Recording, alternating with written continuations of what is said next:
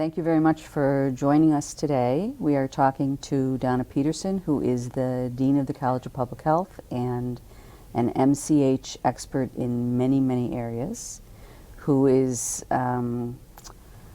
giving us her time to talk about her impressions of the history of the discipline and her own experiences and some of her thoughts about where we need to be heading and some of the issues. So thank you very much for coming to talk to us. Thank you.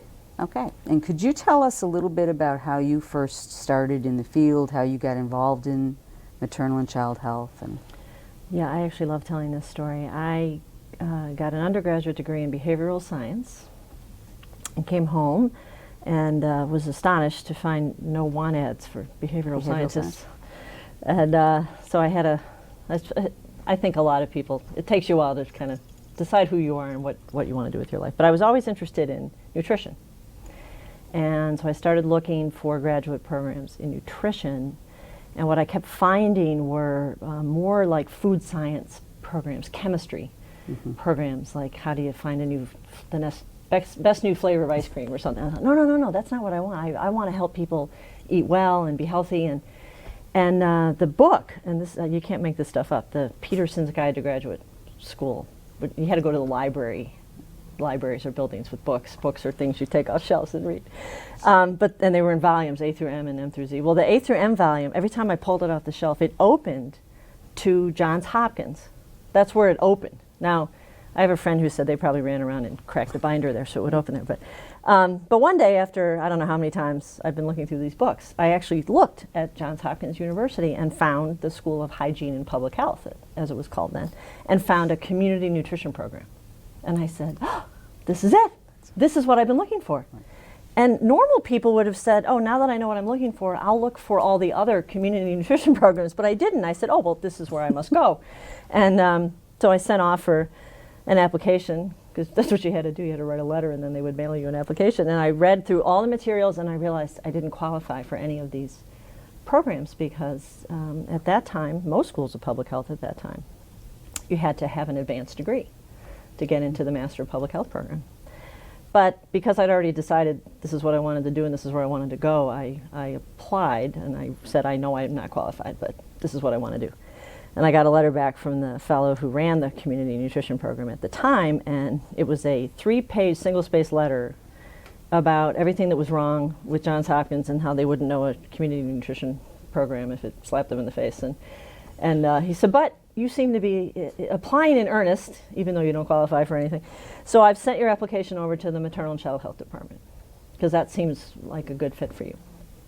And I went back and opened the booklet of materials, and I was even less qualified for that one. That one was very, they had a big nurse midwifery program at the time, and it was a very clinically oriented program. I thought, well, that's the end of that. And then I got a phone call from the chair of the department, and he said, we've been thinking about creating a new master's degree for people who don't have advanced clinical skills, but who have passion for the field, and would you be interested? And I said, sure. how long ago was it? 1982. Wow, great. 1982. So I said, yeah, I'd be interested. And he said, well, we'll get back to you. And they wrote me a letter and said I'd been accepted to this program. And it was just it just was meant to be. So went and really was learning from zero. I mean, I had no background, none. No background in biology, no background in health, no background in, and you're in classes with people in their 30s and 40s who are accomplished professionals, you know, the head of the health department of name a country. But in a way that I think that was good for me, because I came in completely open-minded, very fresh, if you will. I had no preconceived ideas. And the program was phenomenal. The Maternal and Child Health Department at Hopkins at that time was very, very strong. There were a lot of very strong departments at that time. We had great faculty, great connections to the community, working very closely with the health departments, state and local, and a lot of community groups, and they were very supportive. I got very involved in a lot of local coalitions and advocacy groups, and they were very, very supportive. So, once I fell in, there was no crawling back out. It was exactly what I wanted to do. So then what was the first job you had in MCH. Yes. So after I graduated with my master's degree, I worked for the Maryland Department of Health and Mental Hygiene. In the MCH program, I worked for the division director, and he had a larger division. He had the MCH programs as well as all the health promotion, disease prevention kind of programs, but they made up a job for me. I was the special assistant for maternal and child health. And that's a whole other story that I won't bore you with today, why I got that job. But I got that job, and it was wonderful. And I was sort of the, what's the word for it, where I had no real direct responsibility. I just worked on the things that came up when they came up. And so when it was during I was the liaison to the legislature during the legislative session. I worked on a variety of proposals for the state to put forth, the block grant proposal. Wow, what great training. Yeah, I mean, I did, and then the assistant commissioner used to pull me off to do stuff like I remember working on the accreditation of the state institutions. I don't know anything about state institutions. And I think one of the most fun things I did, my boss, who was a pediatrician, had always been interested in incarcerated youth in the state. And like every state, we had our juvenile detention facilities, and there were short-term facilities, and then there were the long-term facilities. And it always bothered him that we locked up these kids, and what were we doing for them? And at that time, the Juvenile Services Administration, that was the name of the organizational unit, was in the health department. And they were, in fact, in the same hallway as all the MCH programs. And it was like there was a force field, like you wouldn't ever walk over there. And so he said, okay, go over there and talk to them. And there was an RFP out from the Maternal and Child Health Bureau. It wasn't the Bureau then, I think it was the office of MCH at that time.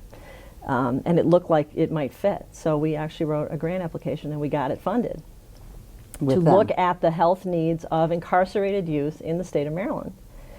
And it turned out they had many health needs, of course, and this is before we had any real understanding. Sort of amazing, I can't believe I'm this old, but we didn't really understand these connections between health and behavior and educational success and things that now we just understand.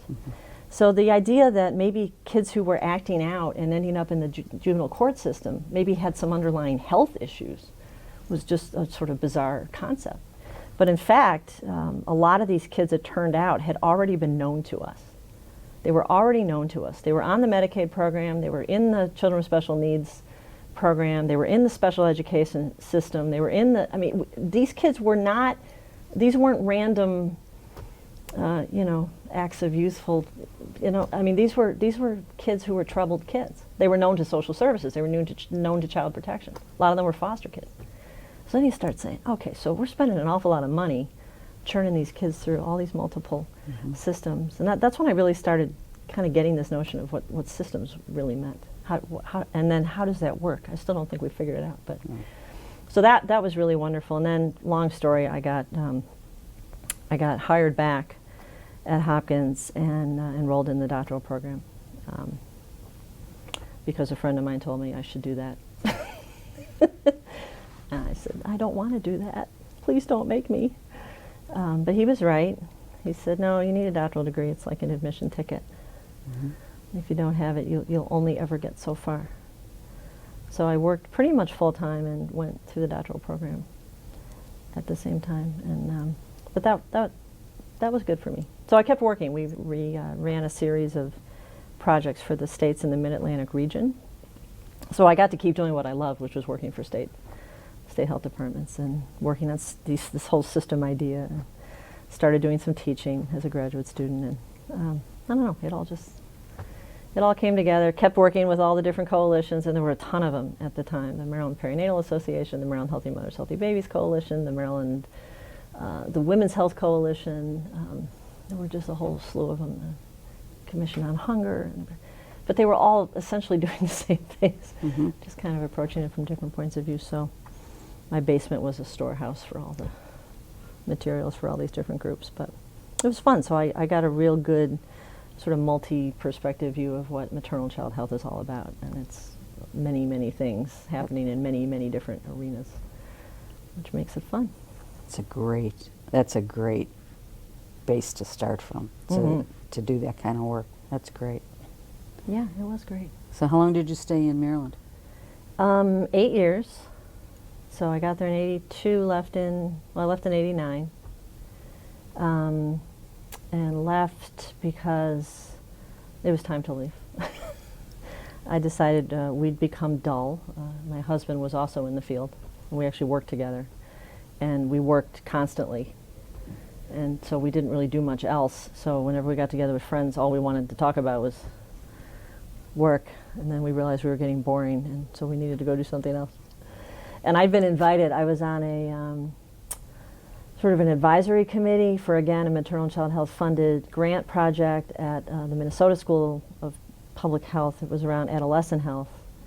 And I went out there for the first meeting to the Twin Cities. I'd not ever been out there, and I just fell in love with it. It was just the most fabulous place, and I decided, okay, this is where I want to live, this is where I want to work. So I was kind of on it.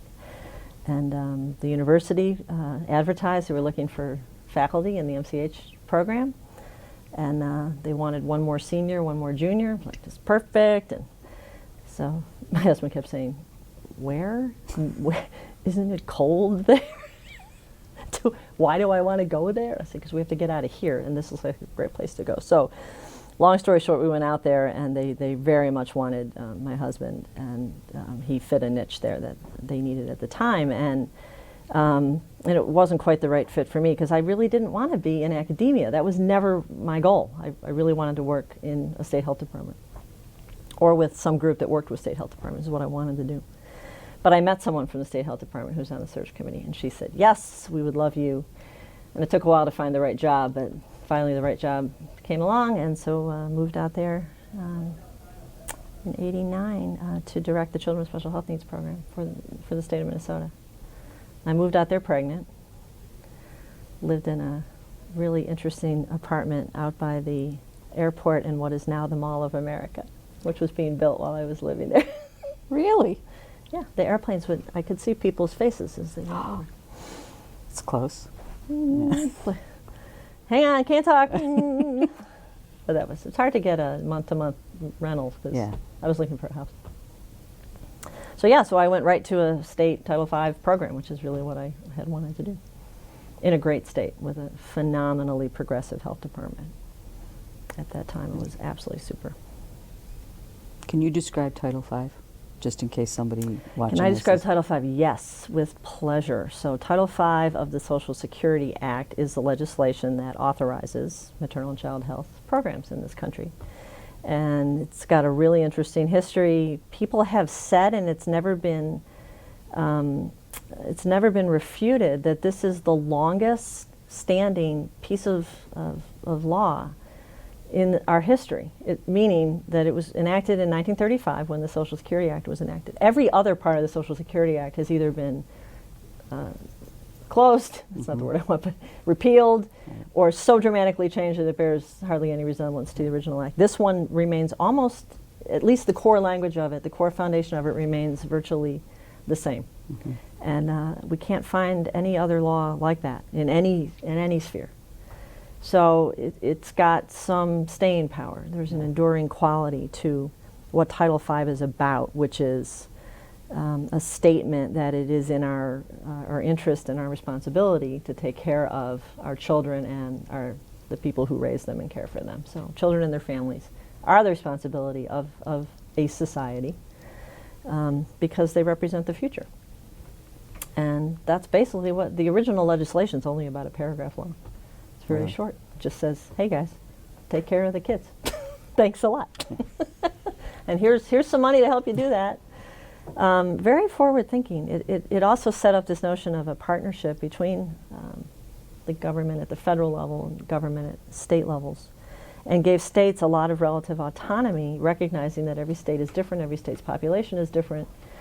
And even though there were some, yes, we all care about some of the same populations and some of the same goals, at the end of the day, states have to have the flexibility to do what makes sense in their state. So that was unique about it. There are other aspects of it that are unique, but all have stood the test of time. Who authored that original Title V? Do you know? Oh boy, I don't know that we know exactly who it was. It was the Women of the Children's Bureau. I'm not sure if it was Grace Abbott or Martha May Elliott. Actually it might have been Catherine Lenroot.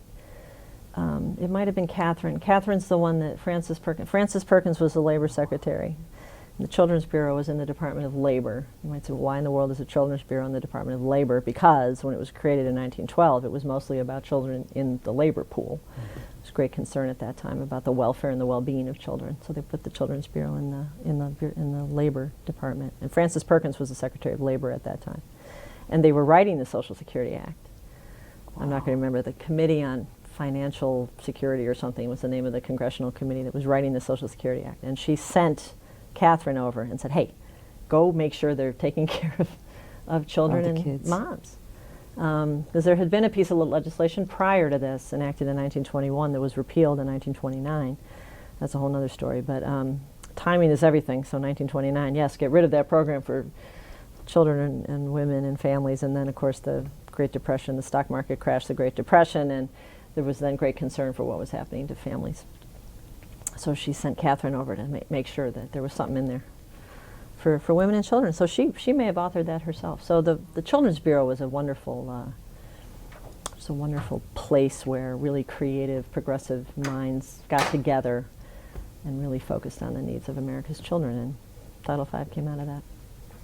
So when you talk about running a Title V program in a progressive state that does this well, in Minnesota in those years, what are the elements that cause you to say this was run well, this state did it well? What aspects of MCH were done well there?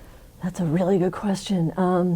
Part of it was just the overall culture of that agency. It had a leader at the time, and probably even before then, because you couldn't create this quickly, but the leadership was very strong. And the leadership recognized that the agency needed to be staffed with high-level, highly skilled professionals. And you might say, well, aren't all agencies staffed with highly skilled professionals? Not always, because these are often very political. Some of the leadership positions, a couple layers down in the organization, may go to people who are owed a favor for political reasons. Or state agencies, depending on where they are, where the state capital is, sometimes it's hard to hire people with a particular skill set, but you need to fill the job, so you'll fill them. This particular health department, located in the Twin Cities, actually on the Minneapolis side of the river. If you know the Twin Cities, the capital's over in St. Paul, but we were actually on the campus of the university near the health schools, which was tremendous because we were right near the medical school, right near the School of Public Health, School of Nursing, within blocks. So we had ready access to students. Students had access to us. There was a lot of back and forth, a lot of research going on, a lot of you could get to the experts. And not that you can in others, but the fact that you're right there and you run into each other in the parking lot or going out for a walk or getting Vietnamese food for lunch down the road just created a different kind of an environment. And then you have this really strong leader at the top who built this incredible cadre of highly professionalized, highly skilled staff. And we were a small agency. We were actually much smaller than a lot of other state agencies. So, the lean and mean kind of concept. So when I went from being the Children's Special Needs Director, I was promoted to be the Division Director of all of MCH, which was all the Title V programs and WIC at the time. It was later expanded, and I inherited a lot more programs. But at the time, the MCH part was pretty traditional MCH. So we had the family planning programs, we had WIC, school health, all the programs you would think of. But we had just an incredibly dedicated staff. And many of these people they were one-person programs. So the person in charge of reproductive health for the entire state of Minnesota, there was one person. One person ran all of child health. One person ran. So you say, well, okay, that's not even funny. That's like laughable. But the state of Minnesota, in its infinite wisdom, some years prior, had come up with a system where they created a mechanism for the local governmental entities to relate to the state in a way that, almost like the way I described the federal-state partnership for MCH, in a way that let the local entities have the autonomy and the flexibility to do what made sense within their communities. So the state became, I hate to use the word pass-through because that makes it sound like it was passive, but it wasn't. So the monies that would come from the federal governments, whether it's the preventive services block grant at the time or cancer screening programs or the ATMCH program, the WIC program, plus whatever the state chose to put in to health would come from the state health department to these community health service agencies, they were called. And the legislation that created them, you had to have a certain population size to be a community health service agency. So in some of the more rural areas, multiple counties would come together to achieve that population mass. So you were working with a group that was of a size sufficient to get work done, and you worked with them in a partnership. We provided data, we provided technical assistance, we advocated for certain things, but at the end of the day, they were making local decisions for their local communities. And I think in an MCH context, which is how the federal-state model works, the state-local ought to work the same way, and it did there, and it did so in a really, really beautiful fashion. So we had our own statute that spoke to, so the monies that flowed from Title V would go down to the community health service agencies, and then we kind of laid out for child health, reproductive health, children with special needs, just a whole array of things. And then they could do other things if they wanted, depending on local needs, but they had to do needs assessments and send those back to us. And then we took all those needs assessments and came up with a technical assistance training menu for the year, and we could tailor it to meet the needs of the local entities. So now you can see where, so maybe one person in charge of child health, they're not alone. They have all of these agencies that they're working with throughout the state in a partnership. So it really created a very, I think, rich program and a strong program. I think we were better informed about what was going on locally because we had these eyes and ears out there. And we could then do the things that are rightfully done at the state level, like the data and the policy level work, and let them worry about the actual implementation and the delivery of the services and the local organization of a health response, the building of a health capacity at the local level, which is really where it needs to be. So I think you sort of add all those things up. Great leadership, great relationship with the university, just incredibly talented staff working through this local structure, and then all the other health providing entities, the hospitals, the societies, Pediatric Society, OBGYNs. I mean, we all just, there was just sort of a shared sense of vision and mission, and people just came together and made things work. That doesn't mean we didn't have our challenges, but I thought it was a phenomenal model and one I really was happy to be a part of, even for a short time. I learned a huge amount. As far as you know, is that model still in place in Minnesota? Yeah, I don't think they've changed that model. They've changed some other things, but by and large, I think that's still the way it functions. I forget when that legislation was passed. I want to say in the 80s. So it's been a while, but. Do you know any other states that have that same kind of? No, not. That's it? Not in that way. Huh. Not quite like that. There may be others. I'm just not aware of any others. So how long were you there? 5 years. And 5 then? years. And if it wasn't so cold, I'd probably still be there. But my husband was from South Carolina. He said he couldn't. His little face would be pressed against the window in the winter. Where are the azaleas? Under the snow, honey. So he went out actively looking to go somewhere warmer, and so we ended up in the University of Alabama at Birmingham, which was, again, a very interesting opportunity to learn a completely different way of doing things and a completely different approach and a completely different culture. You can imagine going from the Twin Cities to Birmingham, being from New York. I mean, this is different. It was interesting. I moved pregnant again. It was my MO. I get pregnant and then I move. Okay. I'm not pregnant, don't worry. I'm not going anywhere. So you were back in academia? Yeah, so then what happened was he really wanted to move. So, you make these decisions in your life. I was so happy in Minnesota. Loved the work, loved my colleagues, loved my peers. There was this whole interagency thing going. I mean, it was just a great place to be. But in the southeast part of the country, and I think this is still true, you can't get that level of a position. I was pretty high up in the agency if you're not a clinician. The model is still very much a medical model. And so, I just was not going to find that kind of job. And in Birmingham, I mean, maybe if I was in Montgomery, which is where the capital is, but in Birmingham, that just really wasn't going to happen, not immediately. And I was pregnant, so it was kind of difficult to be looking for work. So they gave me a visiting faculty appointment for 2 years because they wanted my husband. So they said, well, we'll throw her a 2-year appointment. And that way, which was nice because then that gave me time to get settled and really see if I could find something else. Because people kept telling me, oh, no, we'll work, we'll find you something that you'll enjoy.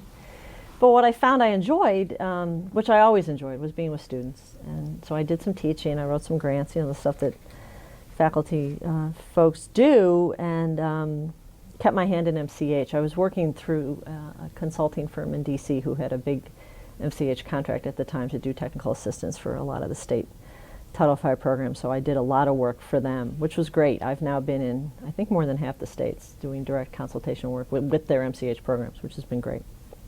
So I was doing that and spending some time in the Alabama Department of Health and kind of getting to know the Alabama system because they're all different. Every state has a different setup, different system, different culture, different philosophy. The mission is the same, the core mission is the same, but how it's carried out varies. So you have to learn those things. And in fact, just one funny story. I went to Montgomery for the first time, and I don't even remember why I was down there, but I went down there and I could park right in front of the Capitol building, which was bizarre because in all my years of being in Maryland and in Minnesota, during the legislative session, you can't park anywhere near the Capitol building. So I'm like, why can't I pull up right in front of the Capitol building? This seems bizarre. And the reason I was at the Capitol building, I forgot the most important part of the story, I was teaching a policy class, Maternal and Child Health, Needs Assessment Planning Policy, and I thought, well, I better find out how it works here because it's different, as I said. So I thought, well, I'll go to the Capitol. Because when you go to the Capitol in St. Paul, there's this huge information kiosk, and they've got all kind of, there's web stuff you can access. They've got all these beautiful written documents about how things happen, and so I thought, well, I'll find that in the Alabama Capitol. So first, okay, I can park in front of the Capitol building. That's odd. Then I get out, and the meter only took dimes. Well, who has a dime? I mean, who carries dimes? So I'm out there like trying to beg people for dimes. I have $1. I'll give you $1 for a dime. And the dime was worth like 4 hours or something. I thought, where am I? This is like, well, then I find out the Capitol, beautiful, beautiful building, gorgeous, great historic significance, is largely a museum. It's not actually a functioning Capitol building. Where the legislature meets is in a different building. So that explained why I could park in front of the Capitol building. So I walk over to this other building where they point me, and I walk in, and there's no information kiosk. There isn't anybody. There's a woman next to a metal detector, taking a nap, and I'm like, metal detector? I mean, I'd never seen a metal. So I could have just walked right around her and gone on the elevator, but I thought, well, I guess I should. I don't even know what to do. Well, so I decided to wake this woman up, and she made me go through the metal detector. Got it, and I asked her where I might find some information, and she kind of looked at me funny and said, "Well, try the 5th floor." I said, "Okay." So just as I get in the elevator, and just as the doors are about to close, somebody yells, "Whoa, wait!" So I hold the door open, and it's Bob James, who was the governor of the state of Alabama at the time. Bob James hopping on the elevator, and he's got a guard, a big bodyguard, big, 3 chins, big. And the door closes, and he looks at me, and he says, "Now what in the world's a nice lady like you doing in a place like this?" And I was so speechless, I said the only thing I could think of, which was the truth. I said, well, I'm new here, and I'm teaching a class on public policy, and I thought I would come here and find out how the process works here in the state of Alabama. And they looked at each other, the governor and the guard, and they went, and he looked at me, and he says, "Well, little darling, if you figure that out, will you call me and let me know?" This is like something from a movie, that. It really is. And I said, "Yes, sir." Yes, sir. 5th floor, I got out. I thought, 5th floor, I get out. It's like utter chaos. Turns out 5th floor is the house. And there's people running around yelling and screaming. There's a rope, like you see in a museum, the velvet rope. And there's all these young women and men. And I discerned quickly they were pages. And they were trying to get they couldn't cross the rope. That became very apparent. So they're shouting to get the attention of whoever, whatever member they're trying to reach to get a message to, so it's just like complete chaos. And there's a woman behind at a desk, and I walked over and I said, "Excuse me, I'm trying to find some information on how the legislative process works." And she's like, "What? Huh? What?" So she says, try up a couple floors." So I go up, and the door's open, and this is where the Senate meets. And the door's open, it's like whoosh, and there's like carpeting and comfy chairs like this, and people sitting around quietly deliberating the issues of the day. Really? Like, you can't even make this stuff up. No. And there was a woman, very nicely coiffed and dressed, sitting behind it, and "May I help you?" And I told her what I wanted, and she says, "Well, I'm not sure this will help. We do have one brochure that we give to school children." And I said, "Well, that's better than nothing." And that was pretty funny. But I got to, in fact, now I remember what I was down there for was the Medicaid program in the state of Alabama. It's its own agency, like it is here in Florida, a big agency, and a really progressive group of people, really interested in children's health and wanting to do more with Medicaid. This is pre-CHIP. Wanting to do more with the Medicaid program, really wanting the Medicaid program to work better for children. So we got involved pretty early on in doing some of the data analysis work for them to try to figure out how they could do a better job identifying eligible children, getting them into care, making sure providers would see them, all the things that go into that. And then, of course, the health department folks were just terrific in Alabama, just a great group of folks in MCH working really hard. How different was that system than the Minnesota system? Completely. It's like many southern states, it's the state like Florida. The state health department runs all the local agencies. They are arms of the state, except for those few large urban areas that have home rule, which is the legal term that means they are autonomous. So the Birmingham, the Mobile, I'm not sure about the others. Those two for sure had home rule. So they ran their own health departments. They got the same resources from the state and the same, but the others were all, in essence, arms of the state. So very, very different model, and much more heavily clinic, patient care driven.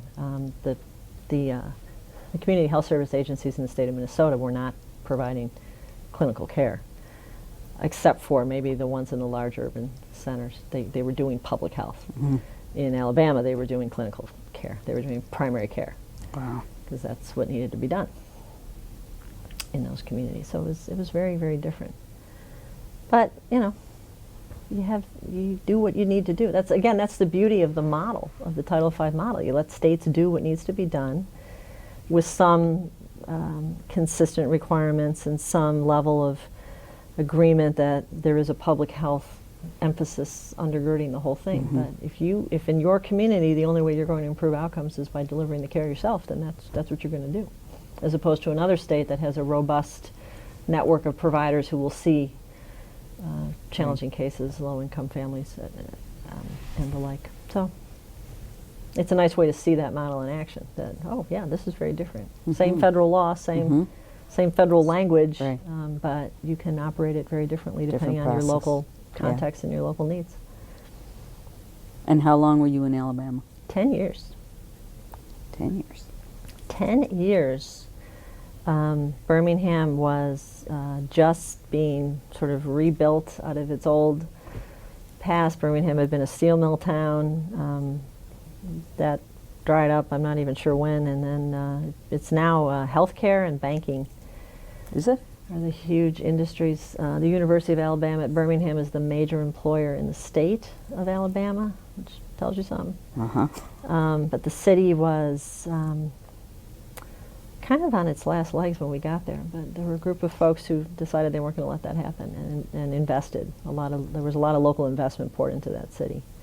And it's now lovely if you've ever been there. It's really? Just a beautiful, just where it sits at the end of the Appalachians, it's in the foothills, it's this gorgeous, hilly, lush, verdant, just a beautiful, beautiful place. And the city, they really invested wisely and made the downtown really vibrant again. And wow. Lots of cultural things, beautiful museum, beautiful art gallery, theater, ballet, nightlife, great restaurants, great chefs. There just was I actually hated to leave. I liked it there. No kidding. And then you came to Florida. Then I came to Tampa, yes, in 2004. Not pregnant. Okay. Yeah, that was a different thing. Still in academia. Yeah, so then what happened was once I kind of got in academia, then you sort of get tracked that way, you know. Yeah. And I ended up being the associate dean.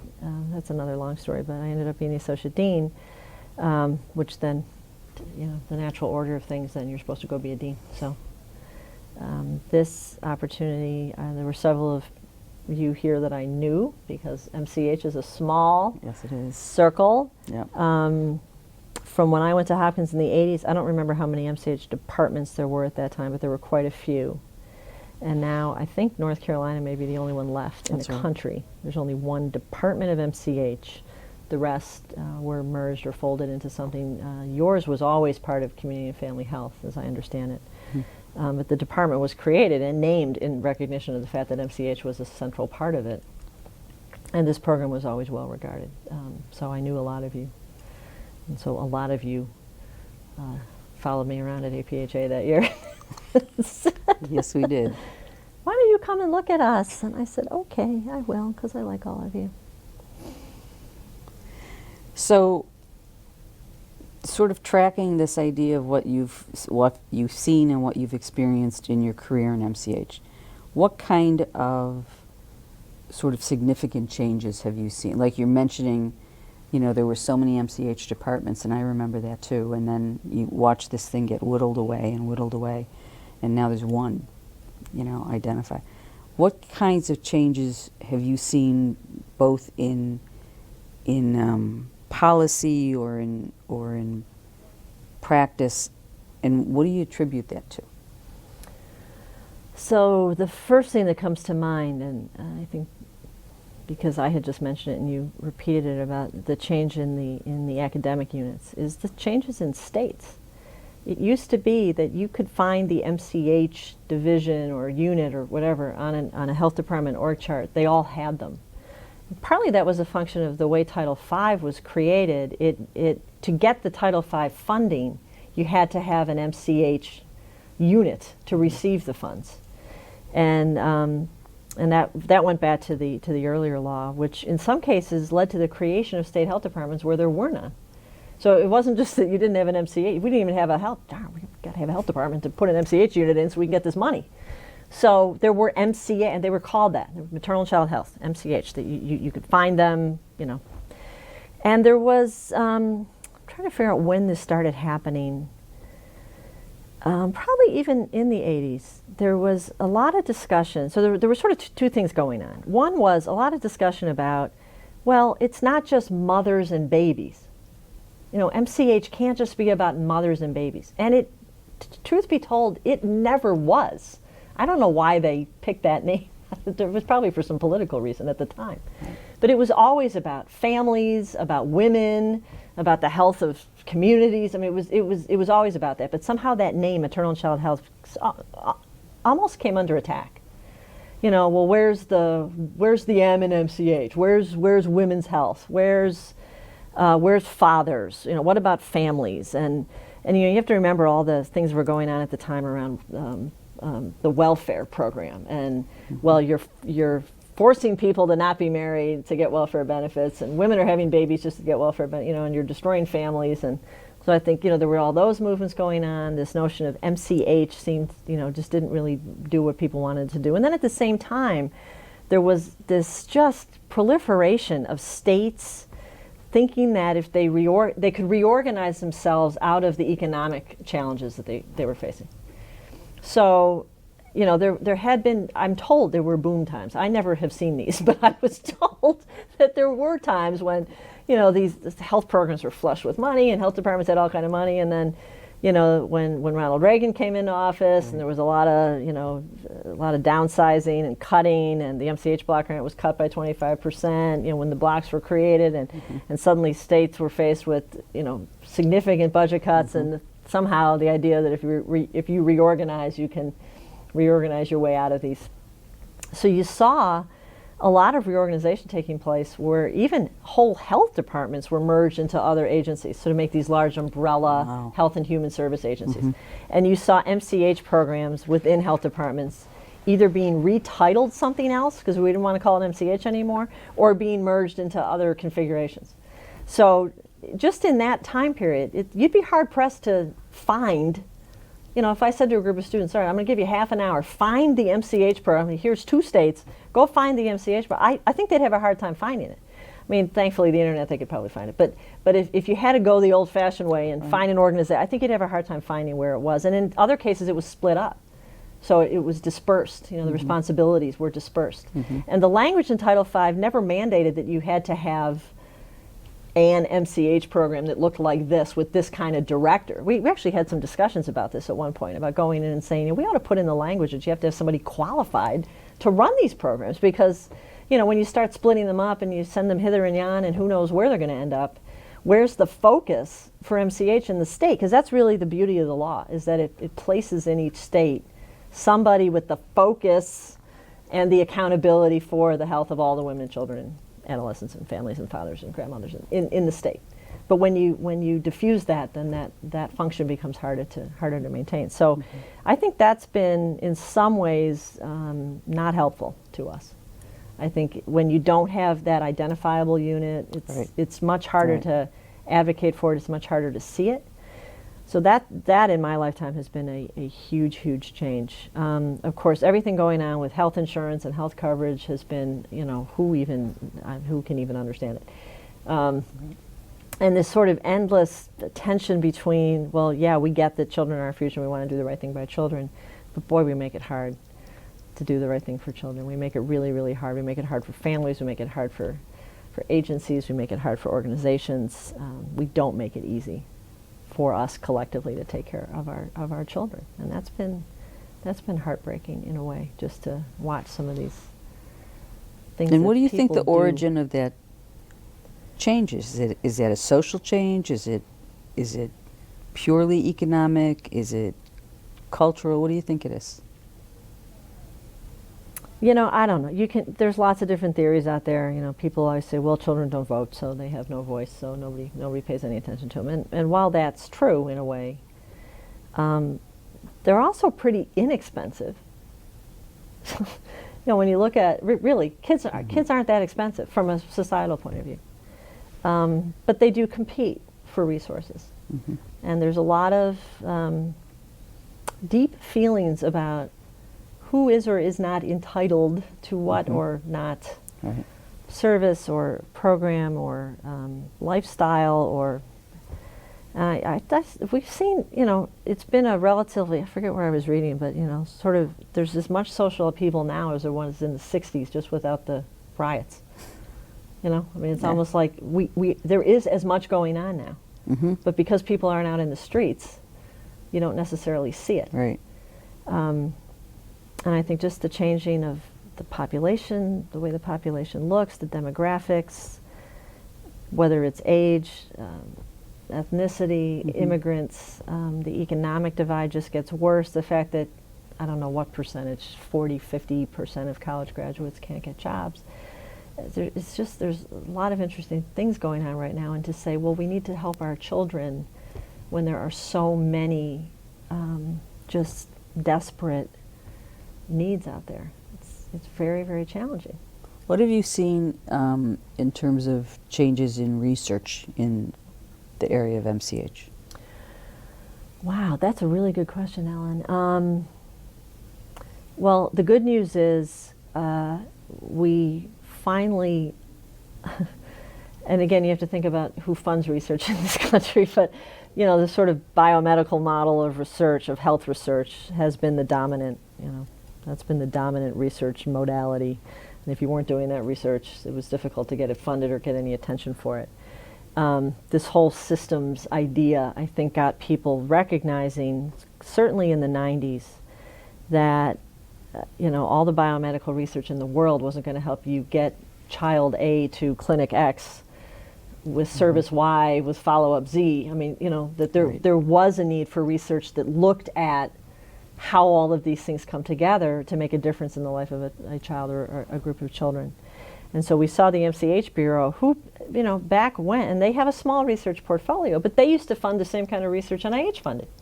And partly it was because to do anything less and I shouldn't have even used the word, but to do anything otherwise made you less, was what I was trying to say, right? You know, well, we have to do that research because that's what research is. No, it's not. Research is lots of things. And the fact that we collect voluminous amounts of data in this field, oh my heavens. And a group of folks, again, it was in the early 90s, petitioned the Bureau and really got them to understand that for a small amount of money, they could answer a whole bunch of questions with the data we'd already spent a lot of money collecting. Because before, you couldn't get that kind of research funded. Well, what do you mean you're going to you're going to analyze data that's already been collected? Well, what about the new data? We don't need any more data. We're drowning in it. So that was a real sea change. So the MCH Bureau really shifted what they would fund, and they started funding more applied and translational research, more of these small grants to use the data that's already there, more systems approaches, the whole systems development initiative that they designed in the 90s to help states actually start building systems and encouraging researchers to support it with research. And then you even saw the NIH kind of say, oh, well, wait, there's more going on out there, and you know, the whole roadmap and prevention and all sorts of other, and then you had other foundations kind of stepping up and trying to fill that research gap, the Robert Wood Johnson Foundation and Pew and Kellogg and others saying, you know what, we really have to think about research in a different way about, you know, children aren't, one, they're not little adults, and two, it's not enough to just get them to a healthcare provider. There's all these other, in fact, that's often the least contributor to their overall health. And then of course the big research breakthrough, if you will, which again is one of those things that we've always known intuitively, is that what happens to children or fetuses or women before they conceive affects the life of that child throughout their whole life. That's one of those obvious duh kind of things. But now we have a growing body of research evidence to support it with hard, even biomedical data, to support the fact that this hypothesis is actually true. And so, you know, I love to say that, you know, we kind of went from, if you think about, you know, you're creating a health department so that you can have an MCH program, you know, sort of MCH being king, right, to MCH can't find it anywhere. Or even when I ran an MCH division, I used to love to go to the budget fights. We would all go and present our budget request to the commissioner, and then she'd decide what she was going to put forward, and they'd say, oh, well, I don't even know why you're here. You're just MCH. Like, I didn't need any money, or I didn't, you know. And so that's why I was just MCH. Then there was no MCH. Well, now it's like, hey, hello, guess what? I'm everything, because if you don't do this right, you know, oh, you're just chronic disease. You know, who needs you? If you give me all the money, right? So it's sort of been this interesting, you know, kind of ebbs and flows. And I'd like to think that this whole new focus on life course or fetal origins, or you know, all the different terms people use, will really reinvigorate this field, because I feel like it's been a little kind of sleepy for a while. And partly that's because folks are just hanging on for dear life. You know, state budgets have been slashed. There's very little support for public health, because there's very little support for public anything. And I think really good people are working really, really hard just hanging on. And the idea that you have any energy left to be creative is just... So I'm really hopeful that this new approach really will kind of give us a shot in the arm that we need.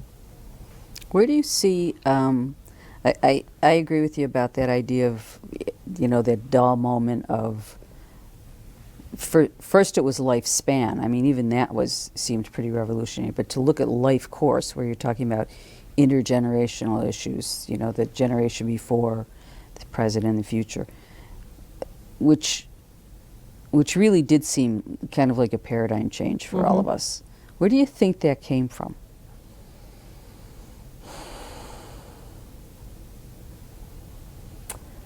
You know, I don't really know. I mean, I know everyone talks about the Barker hypothesis as sort of being the first time people started thinking about it, because he brought the data to it. He brought data to it. And it was pretty crude. If you look at his original, okay, so if you're, you know, looking at birth weight on a continuum, the lower the birth weight at birth, the greater the fill in the blank in adulthood. High blood pressure, diabetes, you know, it was like a whoa. That was like a real aha moment. But then there were other great thinkers out there who'd been thinking about this stuff for a long time. Neil Halfon, Michael Liu, Neil Cuttle, Chuck Sherry Pies. I mean, there's a whole cluster of folks that have been thinking about this. So I'm not quite sure. You know, it's funny how these ideas appear and they germinate, they take hold, and they flourish. Probably people have been thinking about this for 50 years and couldn't get anybody to Sure. listen to them. Sure. Which is often the case, but I really think not only that it will kind of reinvigorate us, but I think it really is an important approach to how we understand the value of the investment we make in children and families and women. And I also think if you look back on, I'm thinking of when I was at Michigan and you were looking at MCH issues and everything was so biomedical, and you listen to people start to say, look, this is not enough. I mean, so we know about low birth weight. And you know, they'd throw a ton of money at something and say, let's try this, and that wouldn't make any difference. And then they'd throw a bunch of money at something else and say it must be. And I'm trying to think of some of the programs we used to hear about or some of the approaches, and you know, you couldn't crack it. And I think eventually, artificial surfactant, that was it. yes, Artificial surfactant that was going to take care of yep. all the preemies, and we'd never have to worry about it again. And I remember, his first name was Ron, and I'm so sorry I can't remember his last name. He was a neonatologist at the University of Maryland Med Center, part of the Maryland Perinatal Association. Wonderful, wonderful guy. And you know, it was always amazing to me that these very hardworking clinical providers would join these coalitions or and show up at meetings. And so I remember saying to him one day, you know, God, you're so busy. He said, Donna, I can't send one more premature baby back to the place that created it in the first place. Right? And this was like 1983, you know, and I remember thinking, wow, that's really interesting. So he gets these, you know, and spends hundreds of thousands of dollars, and he can keep them alive, and he can, you know, he can send them home. Right. What's home? Right. Home's what created this in the first place. And he said, I just can't do it anymore. So I got to come out. There's got to be another answer out there, because this isn't it. And then even then, you know, like, it's amazing. You know, even then he said, oh wow, miracle baby. It was always in the paper, right? Miracle baby, Right. however many pounds. It kept getting lower and lower. Oh, going home. And then, you know, and then we had the opportunity to start following them. And a lot of them do fine, but a lot of them don't. Yeah. You know, and so it's like, okay, so the miracle baby, isn't this wonderful? Dr. So-and-so saved the miracle baby, but where are the supports for that family going forward into the future? Where's the social investment in this decision that you made at this point in time? And so we, you know, the good news is there's still a lot of really good work to be done in this field. There's still a lot of questions we haven't answered.